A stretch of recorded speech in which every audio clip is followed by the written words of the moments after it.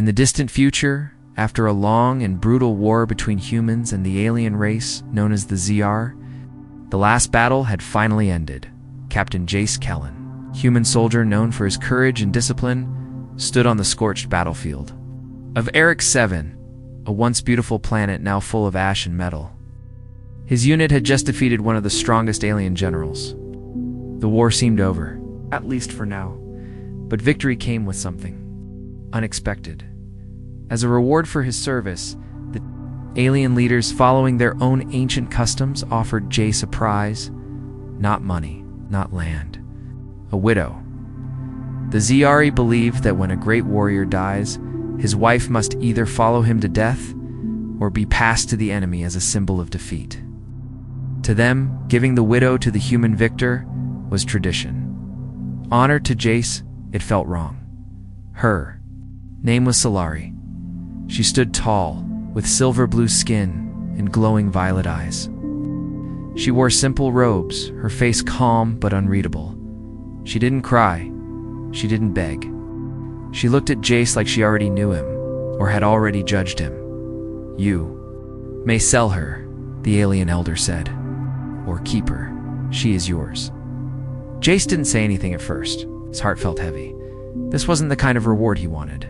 She wasn't an object. But if he refused, he might insult their culture and trigger more fighting, so reluctantly, Jace accepted. For now, he kept Solari in the outer rooms of his command base, gave her own space, watched her from a distance. She spoke very little, but listened to everything. At first, she just sat in silence, watching the stars through the small window. Then strange things began to happen. One night, when a small alien creature broke into the base, Jace went to handle it himself. But before he could reach the door, he saw Solari already there, standing over the creature's body. It had tried to attack her. She had killed it with her bare hands. She didn't say a word, just cleaned up the mess and walked away. Another time, a piece of human technology broke down. A complex scanner no one had been able to fix. Solari glanced at it, made a few adjustments. Okay. And it powered on like new. "How do you know human tech?" Jace asked her. She looked him in the eyes. "I studied your kind long before we met." Still, she wasn't trying to escape. She didn't act like a prisoner. It was something else, something deeper. Jace started to feel a strange connection. He found himself watching her, listening too. The soft way she walked, the calm way she moved. Solari wasn't afraid. She was, serving, and slowly. Jace stopped thinking of her as property. Other soldiers noticed. "You could sell her for a fortune," one said. "Some alien collector would pay millions." Jace didn't answer. He didn't want to sell her. But keeping her meant trouble too. Whispers were spreading, rumors. And still Solari remained calm, patient, waiting for something. One cold night, Jace couldn't sleep. He stood near the window, looking out into the darkness of space. Behind him, he heard footsteps. "Solari." She walked up beside him, her voice soft. "You humans think war is always about power," she said. "But..." "Sometimes it's about choice," Jace looked at her. "I didn't choose to take you." "No," she said, looking up at him. "But I chose you." Jace froze. The air felt heavier. What did she mean? Before he could ask, Solari turned and walked away, leaving Jace alone with his thoughts. That night, sleep never came. Her words echoed in his mind again and again. "You think you won me, but I chose you." Why would an alien widow trained in war, full of knowledge, calm and chaos, choose him? And what if her being here wasn't a gift, but part of something bigger? Something he didn't understand yet, asterisk. Captain Jace. Kellen didn't sleep well after that night. Solaire's words haunted him. "You think you won me, but I chose you." He tried to forget them, tried to focus on his duties, reports, patrols, war summaries. But every time he saw her walking silently through the halls, every time her eyes met his, calm, unreadable, something inside him shifted. Who was she really? Why wasn't she angry, afraid, broken? Why did it feel like he was the one being watched? The war had ended on Eric 7, but peace was just a word. The human forces still occupied alien cities. Fear, confusion, and tension hung in the air like smoke. Some soldiers drank too much, others got violent. Rumors spread fast in the base, especially about Captain Kellen's alien guest. Some called her the trophy. Others joked she was a spy. Few called her dangerous. Jace didn't like any of it. He made it clear no one was to bother her. No one was to speak to her without his permission, but even he couldn't stop what was coming. One evening, a human engineer came running to Jace's office. "Sir, we've got a situation. Storage room B. It's that alien widow of yours. She just rewired half the room." "What?" Jace stood up fast. "She bypassed security. Tapped into our fuel routing systems, and sir, she was alone." Jace rushed down to the storage room. He expected sabotage, but what he found was something else entirely. Solari was kneeling near a damaged fuel processor, hands covered in grease and wires. The once broken system was glowing green, running better than before. She looked up at him calmly. "Your engineers had the connection inverted," she said. "It would have exploded in 2 days." "You weren't given permission," Jace said, confused, cautious. "You would have lost half your base," she replied. "I did." "What you wouldn't?" He didn't know what to say. Back in his quarters, Jace sat across from her. No guards, no guns. Just quiet. "Where did you learn our technology?" he asked. "I studied your people before the war," Solari said. "Language, weapons, machines, weaknesses. So you were a spy?" "No," she said. "Scholar. And later, a soldier's wife." She paused, then added softly, "But I never stopped learning." Her eyes locked on his. Not cold, not cruel, just... Knowing Jace felt something strange in his chest. A weight, a warning, curiosity. "What else do you know about us?" he asked. Solar leaned forward slightly. "I know you value freedom, but you don't understand it. You think freedom means power, but real freedom is choice." That night, Jace checked her files again. Military scans, Ziari records, translations. What he found made no sense. Celery wasn't just a general's wife. She had a clearance level higher than most Ziari commanders. Her name was listed next to old projects, war strategies, alien tech research. What kind of widow had that kind of access? The next day, the base was hit. Not a direct attack, just a shadow strike. One of the external towers exploded. No one claimed responsibility, but security footage showed something strange.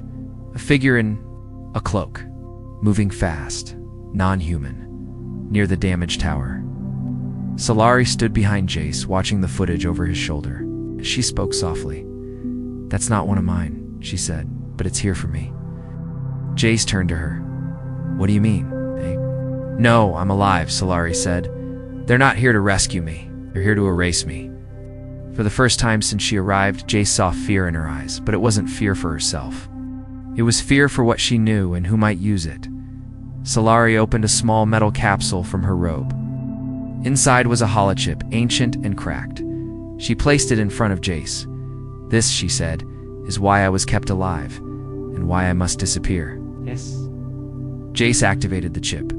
A map appeared in the air, showing an underground site hidden beneath the surface of Eric's 7. A sealed vault. Marked only with an alien sigil that translated roughly to "End Protocol." "What is this?" Jace asked, stunned. "A weapon," Solari said. "One even I don't fully understand. It's buried long before your species learned to fly." "Why are you showing me this?"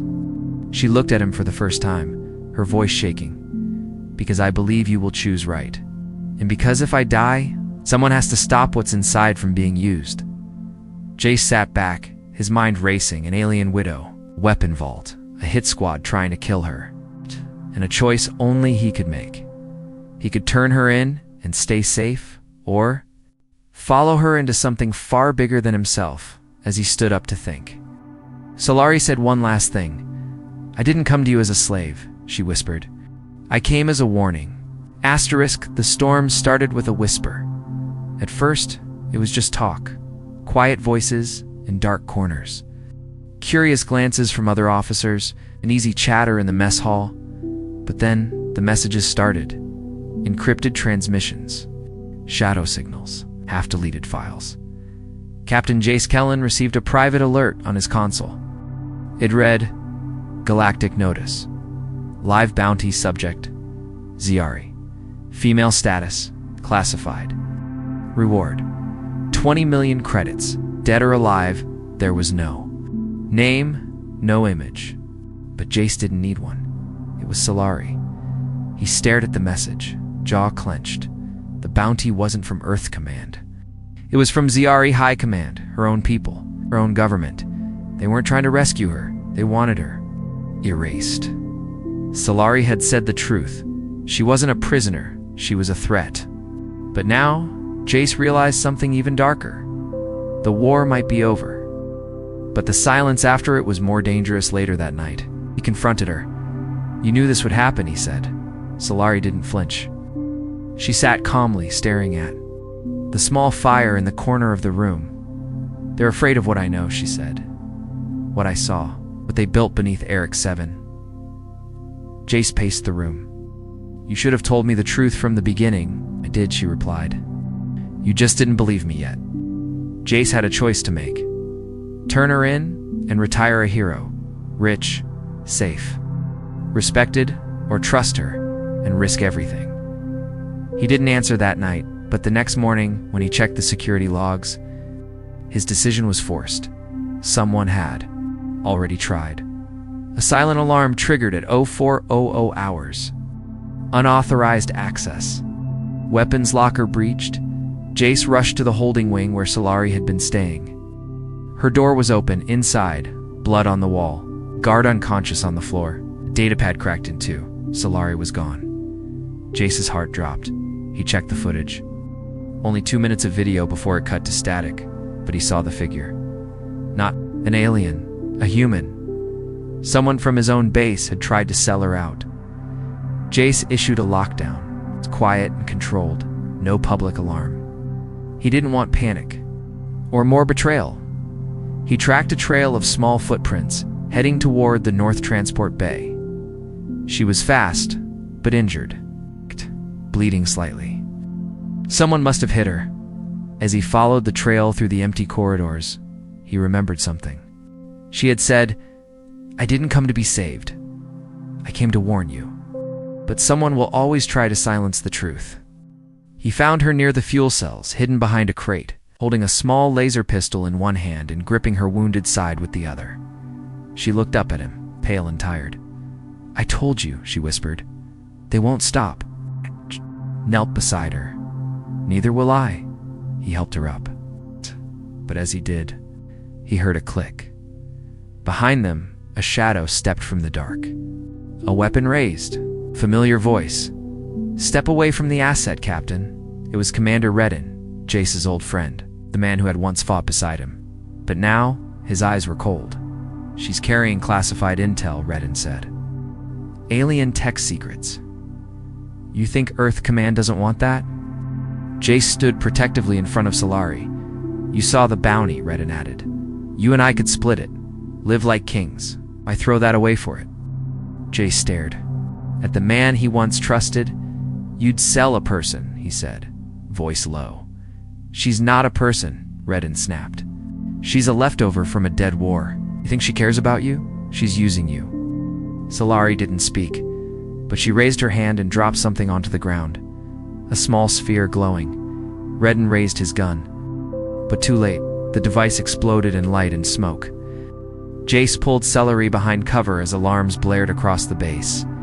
In the chaos, they ran. They stole a transport ship, barely lifting off as defense cannons fired behind them. The sky above Eric 7 turned, red with warning lights. Jace didn't look back. Hours later, in deep space, Jace patched her wound as she slept. He stared at the stars, unsure of what came next. He had betrayed his own command, abandoned his post, thrown away everything. For what? A woman he didn't fully understand, a secret no one else believed, but somehow it felt right. Sailor opened her eyes. Weak but aware, she looked at him and said, "They'll send more. Stronger ones. Not for me. For what I carry," Jace leaned in. What do you mean? Solari reached slowly into her robe and pulled out a thin strip of crystal pulsing faintly. She placed it in his hand. "This is part of the vault key," she said. "Without it, no one can access the weapon." What the? He asked. "Say, Lore." I looked at him with a strange mix of sadness and hope. "With it, we can decide who shapes the future." Asterisk, the stars looked calm from the outside. Inside the stolen ship, everything was chaos. Captain Jace Kellen stood at the controls. Sweat on his brow, hands tight on the flight stick. Behind him, Solari lay strapped to a stretcher, wounded, pale, but conscious. The stolen crystal key glowing faintly in her lap. The ship's navigation system buzzed with red alerts. "Warning. Incoming signal. Class 7 pursuit drone detected." Jace didn't need to guess who sent it. Earth Command. Or maybe Ziari assassins. Did it matter? They weren't going to let Solari go. And now, they wanted him to. "Where can we hide?" Jace shouted over the alarm. Solari's voice was weak but clear. "There's a gravity pit near the Orion Belt. Old debris field. No sensors work there." Jace turned the ship hard to the right. Behind them, the pursuit drone followed fast, silent, deadly. Missile locks activated. "You really pissed them off, huh?" Jace muttered. Solari tried to smile. "It's a gift." The ship jerked as a blast shook the hull. Shields held. Barely JACE hit the emergency warp. The ship screamed as space tore open and they vanished. They reappeared inside the Orion debris field, a sea of broken satellites, rusted war machines, and forgotten wrecks. Jace powered down all systems. Silent mode. They drifted like just. Another corpse in space outside. The drone slowed. Scanned. Then disappeared into the void. Inside the ship, silence. Jace finally breathed. Solari coughed softly. Her wound was worse than she let on. "You should have left me," she whispered. "No," Jace said. "They would have killed you. Or worse, they still will," she replied. "Unless we get to the vault first." Hours passed. Jace cleaned her wound, gave her painkillers, then sat across from her in the cold metal cabin. "Tell me everything," he said. "No more riddles." Solari nodded slowly. "There's a place," she began, "under the surface of Eric 7, buried before the war. Built by an ancient faction of Zyari scientists, they created a weapon, not a bomb, not a virus, something worse. System that can override any AI, human Zyari, even neutral galactic systems. A mind control system." Jace asked. Solari shook her head. "A full override. Doesn't kill armies. Turns them into slaves." Jace leaned back, stunned. "That's what the vault holds," she continued. "A control node. Half organic, half machine. It can rewrite orders, reshape loyalties. Why would anyone build that?" "They didn't plan to use it," Solari said. "It was a threat. A way to control war without fighting it. But the cost was too high. So they buried it, hid the keys, they wiped the records. And now," she said, eyes heavy, "someone is trying to wake it up." Jace stood, pacing. "So the bounty wasn't about you," he said. "It was about keeping the weapon secret." Solari nodded. "I'm the last one who knows where the vault is." Jace looked at the crystal in her hand. "That's one part." "Of the key?" "Yes," she said. "In the second part." She paused. "Is inside me?" He froze. "What do you mean?" "My body," she said quietly. "My DNA. It was altered years ago to serve as a lock. Without me, the vault won't open. With me, it will." Jace stared at her. "They could destroy it. Or someone could use it. Earth Command. Ziari. Extremists. War profiteers. Everyone would want it. Then we need to reach it first," Jace said. But just as he spoke, the ship's silent radar lit up. Multiple signatures detected. Drop ships inbound. Solari's eyes widened. They tracked us. No, Jace said. They anticipated us. He ran to the controls. Outside, 3 ships approached fast. No ID. No insignia. Not official military. Mercenaries? Bounty hunters? Each ship carried enough firepower to destroy them in seconds. We have one chance, Solari said. We crashed the ship near the vault. Zone. Go underground. They can't follow us through the tunnels. You're asking me to crash a ship? Jace said. You're a soldier, she replied. Die in the sky, or live under the dirt. Jace narrowed his eyes. Pulled up the last scan from Eric 7. Found a weak point in the rock, a soft patch above the vault zone. This is going to be rough. He locked course. Turned off life support to protect from shock pressure. Set the engines to burn one last time. Solari grabbed a safety rail. Tell me something, she said almost softly. If I don't survive the crash, will you still try to destroy it? Jace looked at her battle-scarred, hunted. Alien, but somehow more human than anyone he knew. He nodded. Even if it kills me. The engines roared. The ship spun. Alarms blared. The surface of Eric 7 rushed toward them like a wave of stone and fire. Solari closed her eyes. Jace shouted into the comms, run or die.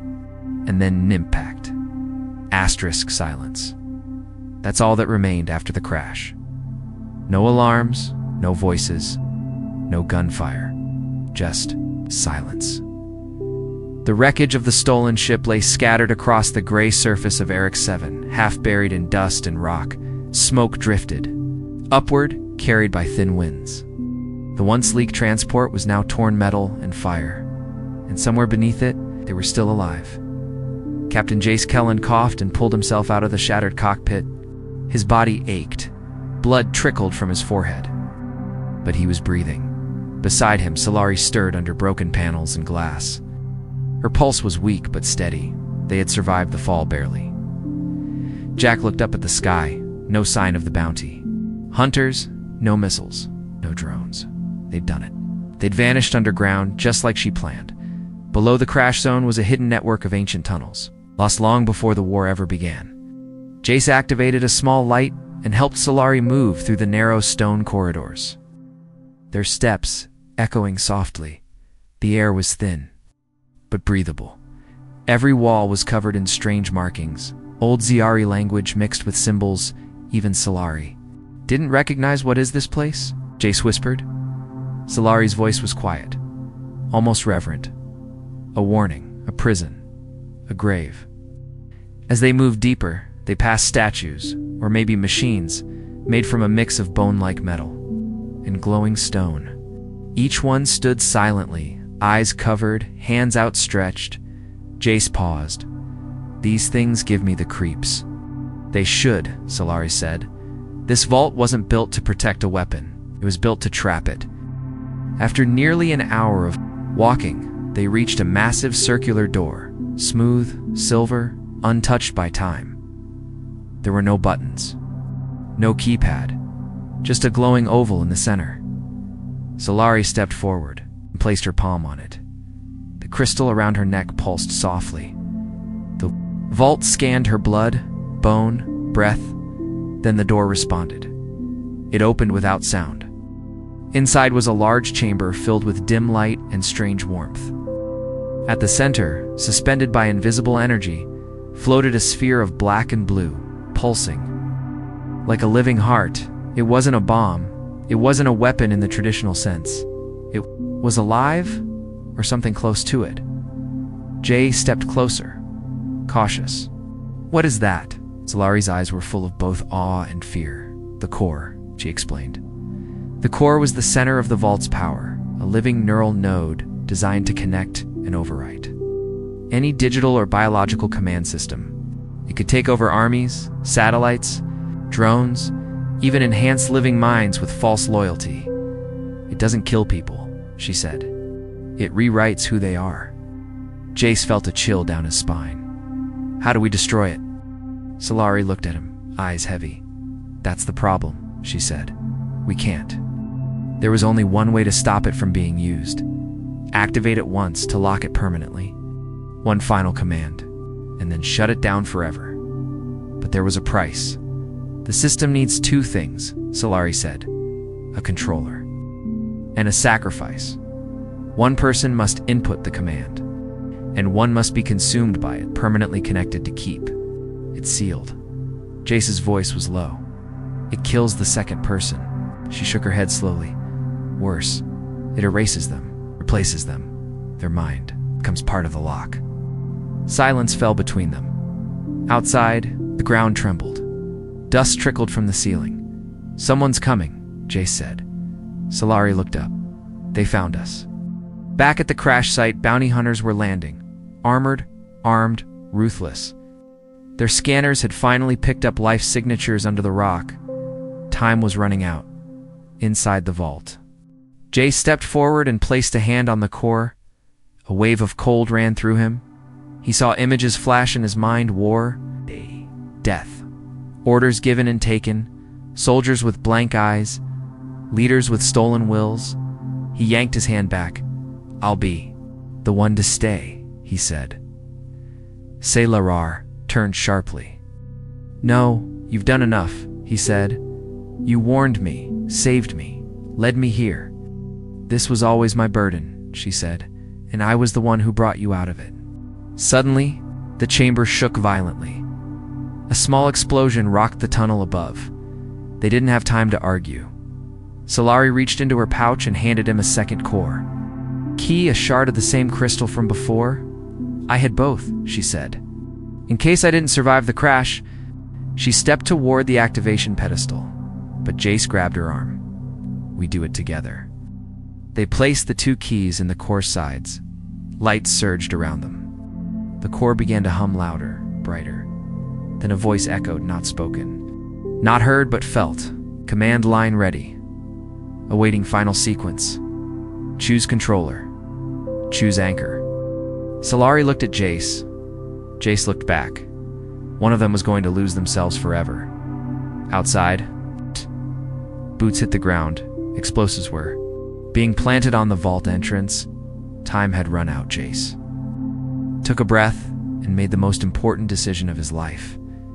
Asterisk, choose controller. Choose anchor. The core's voice echoed deep inside the vault, not through sound, but through the mind. Captain Jace Kellen stood frozen in front of the pulsing alien machine, heart racing. Hands clenched. Solari stood across from him, her silver blue skin glowing faintly in the light of the core.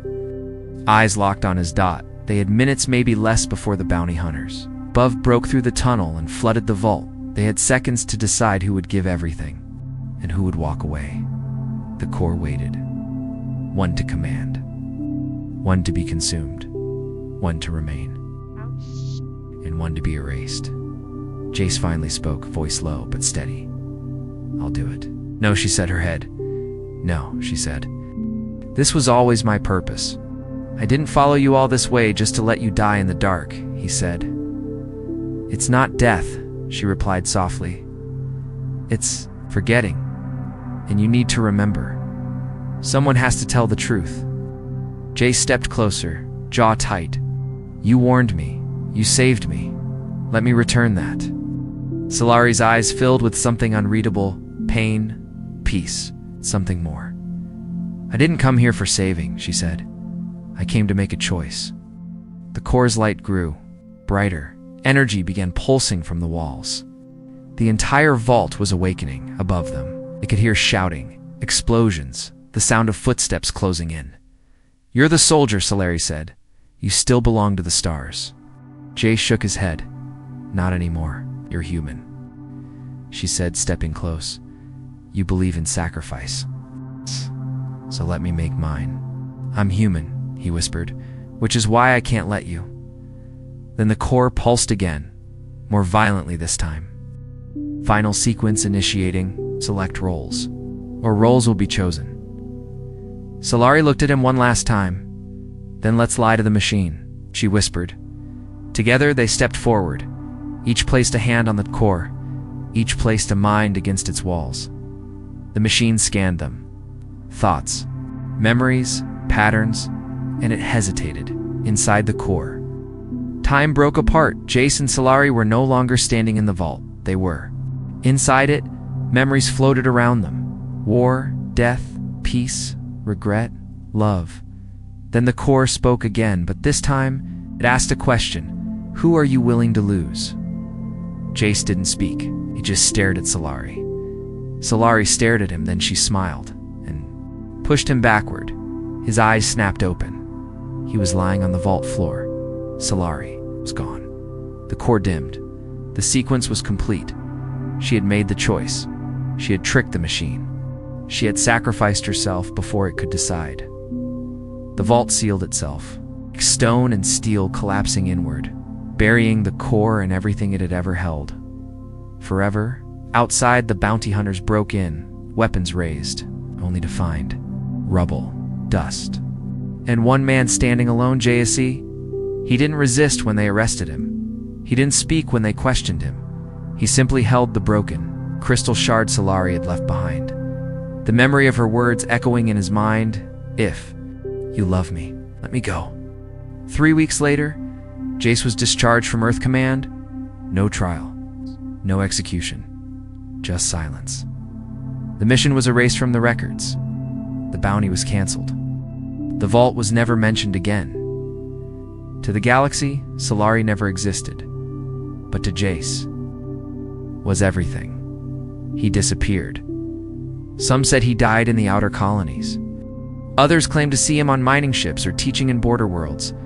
But those who really knew him, those who remembered his eyes, said he was searching for something. Not the core, not revenge, but something harder to find, forgiveness sometimes. In the darker corners of the universe, people tell a story. A story of a soldier and a widow, of a choice that saved the galaxy, of a love that outlived memory.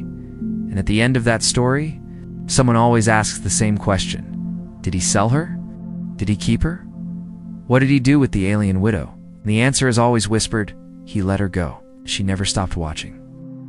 Asterisk, they say, time heals everything. But for Captain Jace Kellen, time only made the silence. Louder, he had escaped the war, escaped the bounty, escaped the vault. But he couldn't escape her. Not the memory, not the voice, it's not the choice. Months had passed since the day the core was sealed, since Celery gave herself to the machine and vanished into the system like a whisper swallowed by the void. And Jace, he vanished too, not from life, but from history. No medals, no interviews, no ceremony. The war hero simply disappeared, but the galaxy moved on. Trade routes reopened. The human and Ziari empires signed new peace terms.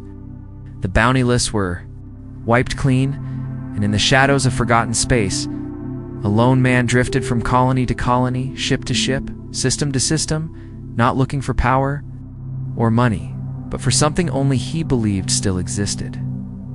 A trace of her, on the outer edge of the Trivan Dust Belt. Jace worked on a supply freighter under a fake name, quiet, alone, watching the stars like they might answer him. And one day, one finally did. Asterisk strange. Signal hit the ship's comms. Weak, fragmented, buried in static. The crew dismissed it as junk, but Jace, he knew that rhythm. He raced to the console and filtered the signal, rebuilt the waveforms, cleaned the distortion, and then voice came through. Soft, metallic, familiar. You think you won me? But I chose you. Jace's hands trembled. It was her voice, but not a recording, not a memory. It was live. He tracked the origin. A hidden satellite station, left over from the old war. Buried deep in Ziari space, abandoned and forgotten. No life signs, no energy, except one heartbeat, one transmission. Jace stole a scout vessel that night and jumped to the coordinates. He didn't tell anyone. He didn't leave a message. Because this wasn't a rescue, this was a return. He landed near the ruins of the old station. Dust thick in the air. Time had nearly erased it. Except for one chamber still humming faintly with life. At the center stood a tall glass pod, and inside, figure Salar. But not fully. Her body was there, still preserved, untouched by age. But her mind was everywhere. Screens lit up around him. Messages, symbols, code. The core's consciousness had split. But Solari had shielded herself, hidden a fragment of her mind and anchored it to this satellite. She had done the impossible. She had chosen to return. As he approached the pod, her voice came again, not from her lips, but from the system. "Jace, you shouldn't be here." "But I am," he whispered. "I don't know if I'm me anymore," she said. "I remember everything. I am everything. You're still her," Jace said. "Still Solari. And if I wake, I don't know what I'll become." Jace placed a hand on the glass. "I didn't come to wake you," he said. "I came to sit beside you, for however long you stay." "Even if I never return to myself?" she asked. Even then, pod lights dimmed, the station lights warmed, and for the first time since the war, silence felt safe. Years passed. The station never sent signals again. But some scavengers who passed nearby claimed they saw a single light in the distance, a small ship docked quietly beside a dead satellite. They called it the Ghost Pair. Some say the man inside was mad, others say he was waiting, and a few say, sometimes late at night, two figures could be seen walking on the glass deck, one human, one alien, side by side. No weapons, no war, just silence and peace. And so the question that once echoed across the galaxy, the one that had divided governments, fueled betrayal, and tested one soldier's soul, finally found its answer. Did he sell her? Did he keep her? The truth. He chose her. Not as a weapon, not as a prize, as a person. He didn't sell her. He didn't keep her.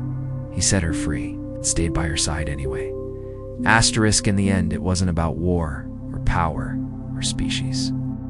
It was about one impossible moment, when someone was given a choice, and instead of choosing victory, they chose her.